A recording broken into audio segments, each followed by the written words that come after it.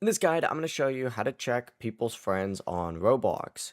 Before we get into this guide, make sure to like the video and subscribe to the channel with all notifications on. It really does help with the channel and it lets us know that you want more content like this. We'd greatly appreciate it. And if at any point throughout this guide you did have any questions, just ask them down in the comment section below and we could help you out further. I'm going to be doing my best to reply to every single comment down there. First things first, open up the Roblox app and this will work the exact same no matter what device you're on. But tap the three lines up in the top left corner. And then from here, go ahead and find connections or friends.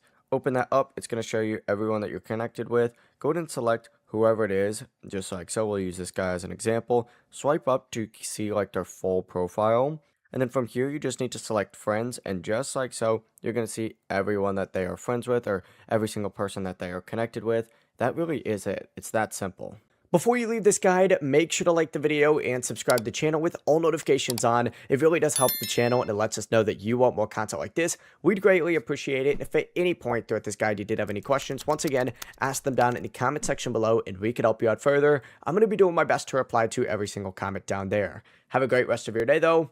Peace.